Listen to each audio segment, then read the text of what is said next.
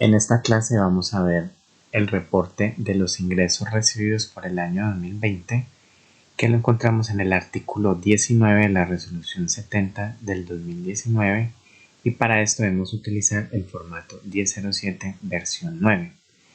Acá es importante aclarar que es obligatorio reportar aquellos valores que sean iguales o superiores a 500.000 pesos, a pesar de que las personas que quieran reportar cualquier valor lo pueden hacer. Acá tenemos ya los conceptos. Por ejemplo, el 4001 son los ingresos brutos de actividades ordinarias, 402 otros ingresos brutos, 403 ingresos por intereses y rendimientos financieros, 404 ingresos por intereses correspondientes a créditos hipotecarios, sería como para entidades financieras. Este es también cuando se tienen contratos de colaboración empresarial, que aquí hay estos conceptos son para aquellos contratos, por ejemplo, uniones temporales y consorcios, concepto 405, lo vamos a ver el uso en el prevalidador. 406, ingreso a través de mandato o administración delegada. 407, ingreso a través de exploración y explotación de hidrocarburos. Y así sucesivamente. Acá, por ejemplo, encontramos estos son conceptos novedosos, por ejemplo, el 4014, que nos dice que ingresos por ventas con puntos premio redimidos en el periodo procedentes de programas de fidelización, Esto es, por ejemplo, los almacenes de cadena que generan unos puntos. Entonces, cuando la persona redime, pues hace un pago con estos puntos y es una venta. También en el 4015 nos dice que ingresos por puntos premio vencidos y no reclamados en el periodo. Resulta que acá la administración de impuestos le ha colocado un límite y deben de ser usados como mínimo cada año. Entonces acá son aquellos puntos que se vencen, los deben de reportar. En este concepto y en el 4016 son ingresos por ventas con puntos premios redimidos en el periodo incluidos en el concepto 4015 que corresponden a años anteriores. Entonces son esta parte acá sobre todo es para almacenes de cadena que manejan este tema de los puntos. En el parágrafo 1 nos dice que los valores a reportar son aquellos iguales o superiores a 500.000 pesos. No obstante, cuando el informante quiera reportar cualquier valor, pues lo puede hacer. Asimismo, es importante aquí tener presente que, por ejemplo, podemos manejar la facturación post o en algunas ventas no identificamos el adquiriente, pues en este formato 1007 es posible utilizar el pseudónimo 222.222.222, razón social, cuantías menores y tipo de documento 43 en el concepto que corresponda. Entonces acá es para cuando vendemos post o no podemos identificar al tercero. Acá, al igual que en los formatos donde debemos de reportar el tercero, para las sociedades del exterior y para las entidades es permitido utilizar estos pseudónimos. Ya lo hemos explicado en varias ocasiones, pero para las personas naturales sí es obligatorio que se identifique con el código o clave de identificación registrada en el país de residencia o domicilio fiscal. Cuando son personas naturales no es permitido utilizar los pseudónimos. En el parágrafo 3 nos aclara que la información de ingresos recibidos a través de consorcios, uniones temporales, que son los contratos de colaboración, también contratos de fiducia, o a través de terceros como beneficiarios del pago, esto se da en los contratos de mandato, se deberá informar la identificación, nombres y apellidos, razón social y país de los terceros que administraron el contrato. Este es el punto acá. Por ejemplo, un consorcio, pues ellos tienen NIC, entonces se debe de colocar la identificación de quien administró el contrato, o en los contratos, por ejemplo, de administración delegada como una inmobiliaria, pues reportaría la inmobiliaria.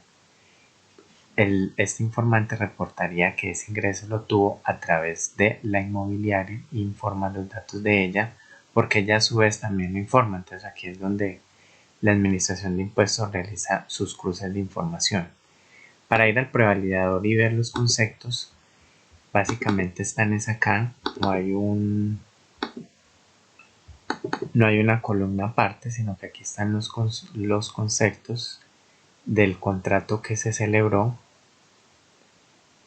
y acá ya en el siguiente parágrafo, en el 4, nos dice que aquellos, vuelve y nos dice, los ingresos reportados por conceptos de consorcios, uniones temporales, que son los contratos de colaboración, convenios de cooperación con entidades públicas, contratos de fiducia o a través de terceros como beneficiarios del pago, y aquellos relacionados con programas de fidelización no se deben incluir en los conceptos de ingresos brutos operacionales. ¿Esto qué quiere decir?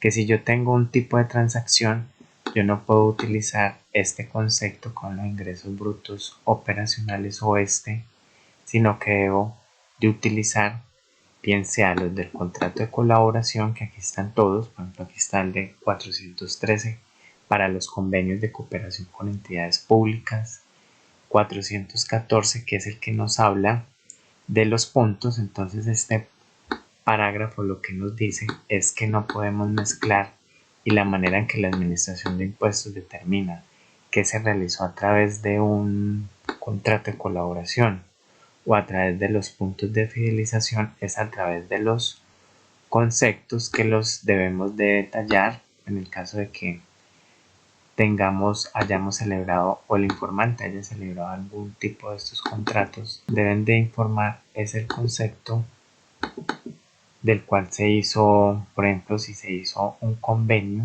de cooperación con entidades públicas o una fiducia o un contrato de mandato de administración delegada, o si los ingresos fueron a través de puntos, deben de manejar exactamente los conceptos y no aquellos relacionados con la actividad del giro ordinario de la empresa. Esta es ya la plantilla del formato 1007. Acá se coloca el concepto, el documento.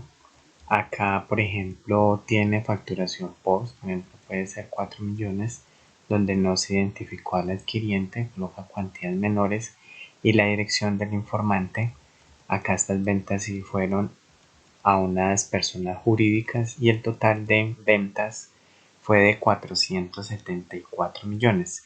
Este total de ingresos, nosotros cuando elaboremos el anexo de la declaración de renta, debería de corresponder al mismo valor que vayamos a presentar o que vayamos a incluir en la declaración de renta por el año 2020. Estos son puntos, por ejemplo, acá tenemos que los ingresos pueden de una vez colocar una nota que deben ser los mismos del formato 1007 para ir realizando la conciliación y verificando que todo quede correcto. También acá la acostumbrada nota donde el representante legal o informante firme de que este formato contiene toda la información de ingresos, que el valor es exacto y que autoriza el envío. Aquí tengo que organizar esto y seguidamente debemos copiar la información. Acá estos cuando se presentan devoluciones pues las informamos en esta columna, devoluciones y rebajas y descuentos. Vamos al prevalidador tributario. Acá siempre debemos tener presente tener las filas que necesitamos para que el copiado quede bien. Entonces nos dirigimos a la plantilla, le damos copiar, vamos al prevalidador, le damos complementos, pegado especial, verificamos que la información haya quedado correctamente, el primer concepto, el segundo, el último, revisar siempre que la información quede bien y acá procedemos a generar el XML. Ya hemos generado 5 formatos, este sería el quinto formato, y generar XML. Hasta acá esta clase, muchas gracias.